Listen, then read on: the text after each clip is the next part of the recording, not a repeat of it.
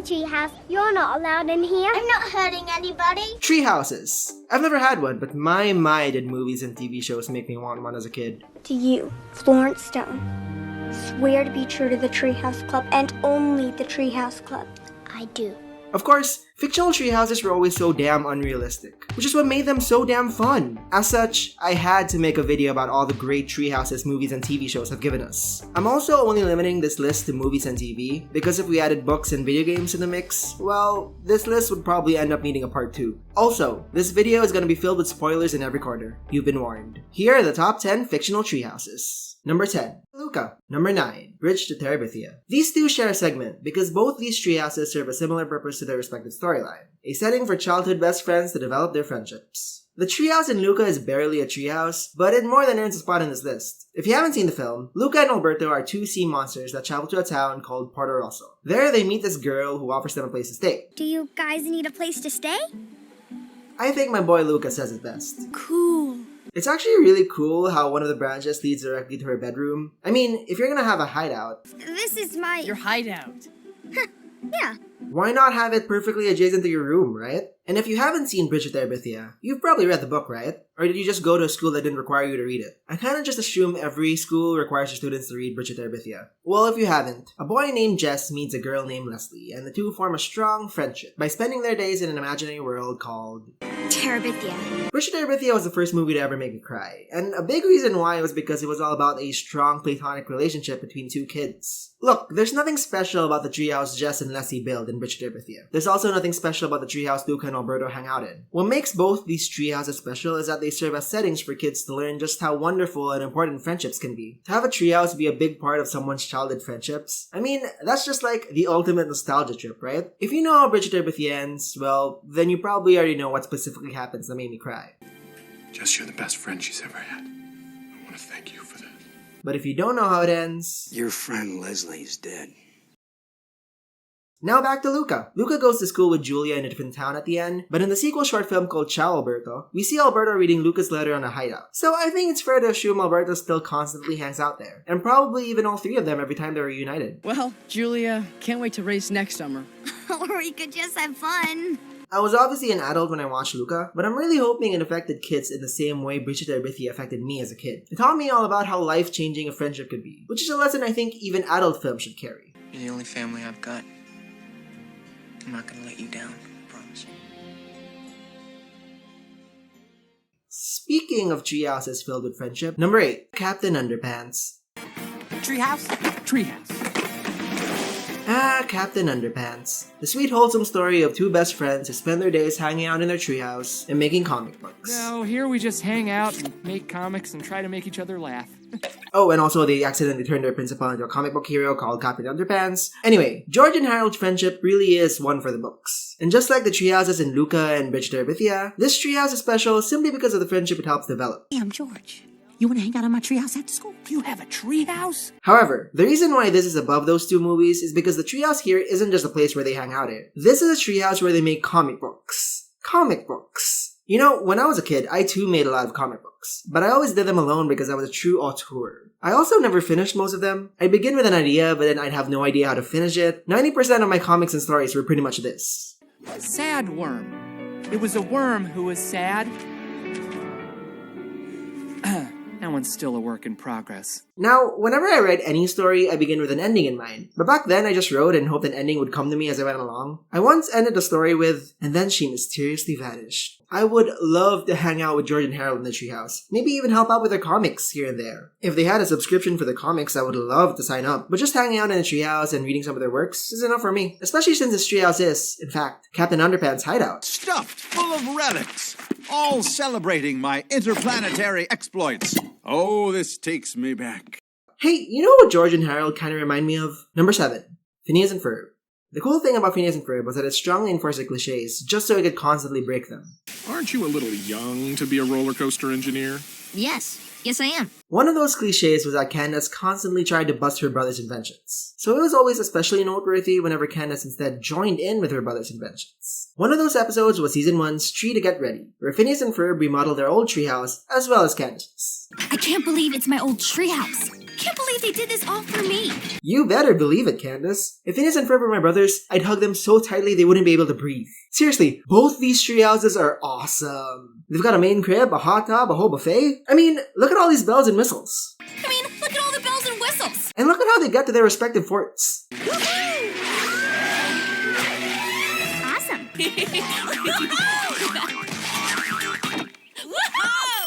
So how do either of them get down exactly? But the absolute best part is the THF. What's a THF, you may ask? Treehouse fight! Oh, this is so rad! I didn't think about this when I was younger, but this would be such a liability and put so many people's lives in danger. I can just imagine the shock and terror the people in this building faced when they were just trying to get through the workday. However, if nobody gets hurt, this robot treehouse would be the coolest thing to control. It already uses a gamepad, so getting used to the controls should be easy peasy. Let's show them our mad skills. Of course, fans of the show already know how this episode ends. Both treehouses get reverted back to normal, but even in their toned down state, both still look rad. Well, Mom, you know what they say. Fun never falls too far from the treehouse. Number 6. Adventure Time. It only made sense for Finn and Jake to live in a treehouse. I mean, I always saw Adventure Time as coming from the imagination of a young boy, and not in a tinfoil hat theory kind of way where Finn's actually in a coma. More so, the show was inspired by what a young boy's imagination might look like. So yeah, if you were a young kid creating your own fantasy land, wouldn't you want to live in a treehouse? Of course, fans of the show already know this treehouse no longer exists. But the tree still does, so who knows? Maybe long after the show's finale, someone else builds a treehouse in the willow tree, and now they're the ones who go on adventures like Finn and Jake did. They'd be lucky too, since this tree looks gorgeous when it's in bloom. But when it did exist, man, this treehouse was great! Just one look at it and you can immediately tell. This is a place you want to visit. And then you think about all the awesome things that happen in this treehouse and you think, I want to do all those stuff. I want to watch movies at the movie club. Oh my gosh, you guys.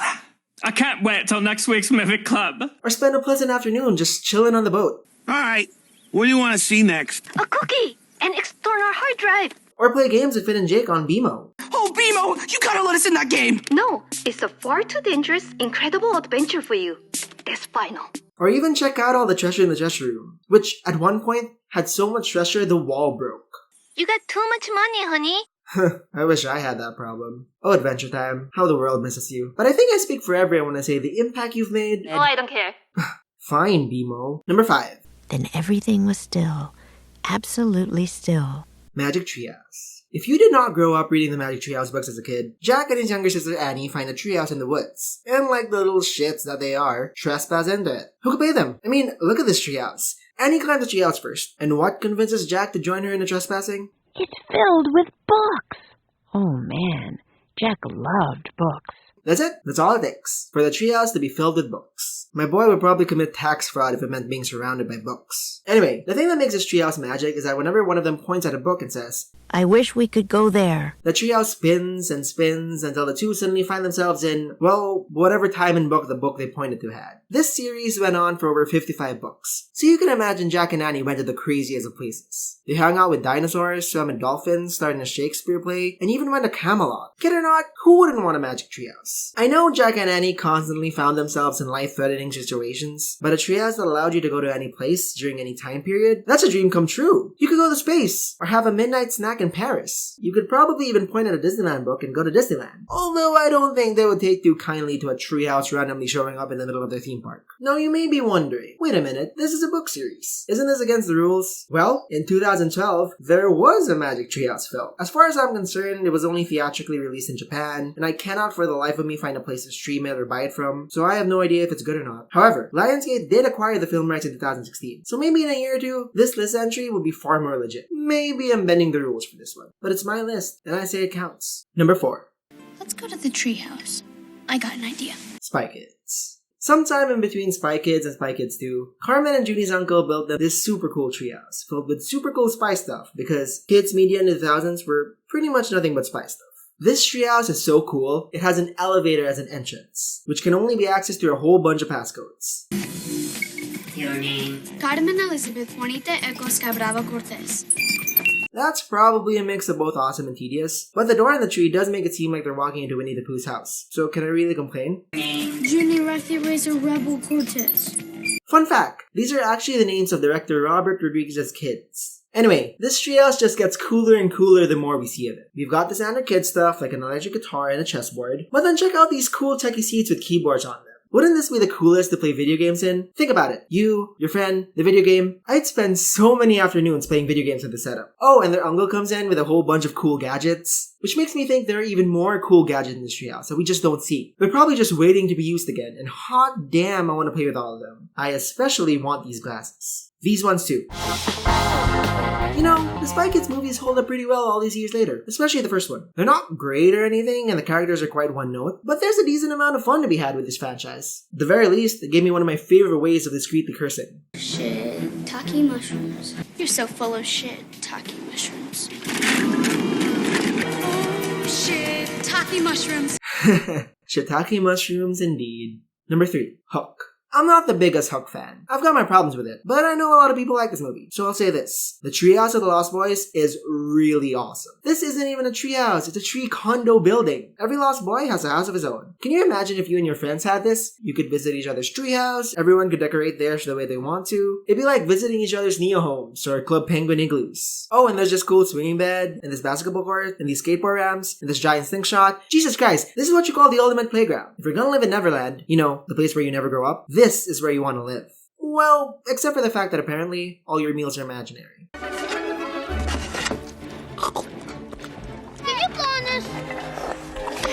I'm not sure how this works exactly. Eventually, Peter sees actual food through the power of imagination. So was the food always there and Peter just couldn't see it? Did Peter bring the food to life? Would that mean the Lost Boys were eating nothing before Peter came back? We see smoke coming out of the pots before they start eating. So clearly they must have been cooking something, right? Why am I thinking so hard about this? The movie obviously didn't. This dining table would be great for board games, by the way. And finally, the thing that makes this treehouse the ultimate playground.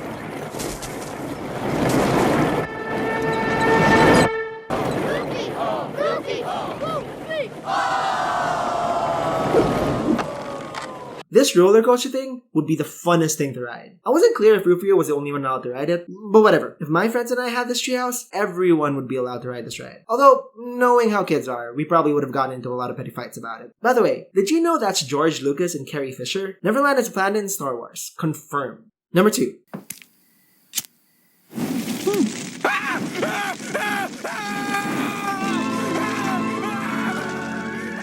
The Simpsons. The Simpsons. For anyone who's never seen the show, ever since season 2, The Simpsons has done a Halloween episode each season where they combine 3 different horror segments. What do you think, Smithers? I think women and semen don't mix. We know what you think. Young lady, you're hired. And these episodes are called Treehouse of Horror. And can you think of a better name for these specials? Treehouse of Horror just sounds like so much family-friendly fun. It's kind of weird though, because the treehouse itself barely shows up in the Treehouse of Horror episodes. It's in the first TOH. Flashlight, please. Here's a story that's really scarifying. Oh, brother. And then never shows up again. Outside of TOH, the treehouse is basically just Bart's treehouse. It's made significant appearances quite often in the series. It was Bart's Casino in this episode, whose title is too long for me to recite. It was destroyed by a stream of oil in the episode Who Shot Mr. Burns Part 1. And it was Milhouse's hideout in the episode Radioactive Man. But its biggest contribution really are the Treehouse of Horror episodes. And yes, I know, I'm ranking a treehouse so high just because it became the title of a series of Halloween episodes that barely have anything to do with the treehouse. Still, have you seen the Treehouse of Horror episodes? They're funny, creative, and of course, filled with horror movie references. A film genre I'm obsessed with. You've got the shinin. You mean shining. Shh, you wanna get sued? I would talk about my favorite segments, but I'm still deciding whether that should be a topic for another video. I'll just say this. I love the segment where Bart has an evil twin.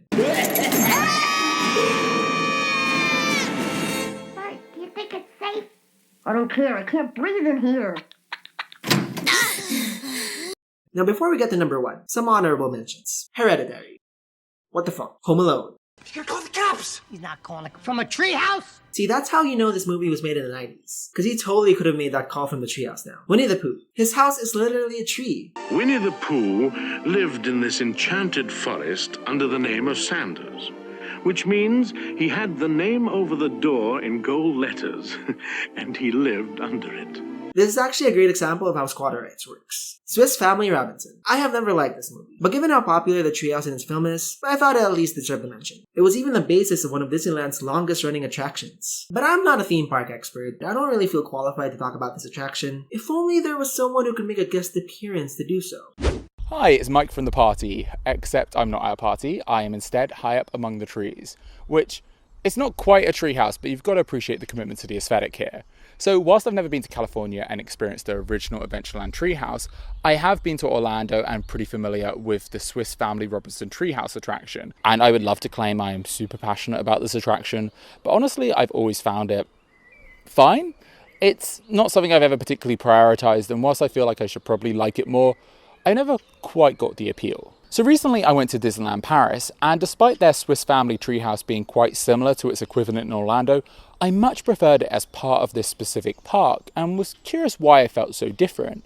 So Disneyland Paris is a gorgeous park, with each of the lands being cleverly designed to have all the different elements feel integrated together.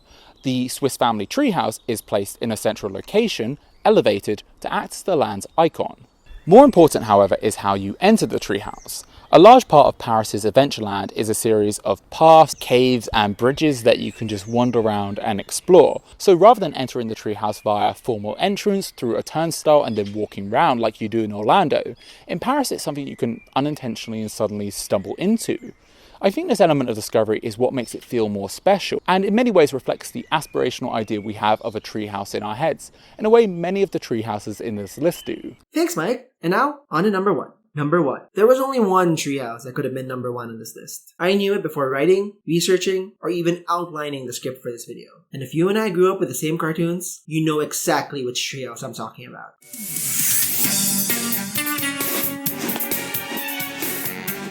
Aw yeah, codename Kids Next Door. Now we're talking. This treehouse is a kid's dreamland. Of course, you had to be a kid next door to access it. But what kid didn't want to be a kid next door? I remember having arguments with my classmates during recess about who the best kid was. It's totally number 4, by the way. Number 4?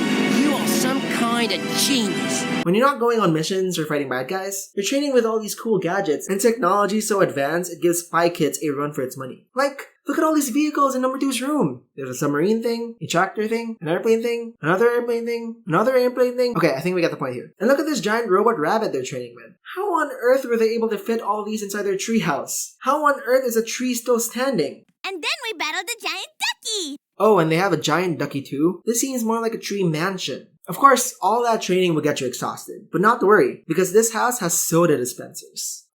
Well, when they're not clogged with turnips. Just be careful not to drink too much before you go to sleep. Number 5 has got to stop drinking 1 billion gallons of soda before bed. Oh, and there's a cheese dispenser too, plus an entire room dedicated to just cheese. We'd be here all day if we went through every single cool thing in this treehouse. However, something I never thought much of as a kid, but now am kind of raising an eyebrow about, is the fact that these kids do literally live in this treehouse. They have individual bedrooms and everything. They sleep, wake up, and eat breakfast here. Now, these kids canonically have parents. Nigel dear, come along! You don't want to be late for our trip to Happy Land! So are the parents just okay with their kids living away from them? Well, I mean, if they're okay with their kids being spies and going on dangerous mission after dangerous mission, I guess it's not that big of a head scratcher. That's another thing. One big disadvantage of being a Kids Next Door member and living in the treehouse is that people seem to constantly be attacking and or invading where you live. Number 1 leaves for 2 minutes, and everyone and their grandma attacks us! But hey, we're the Kids Next Door, and we can handle anything. Even if we never see each other again, just promise me one thing, that you'll never grow up, even if you're 100 years old and don't remember a thing about our times together. 5, 4, 3, 2, 1! Kids Next Door! I'm sorry, I just need a moment.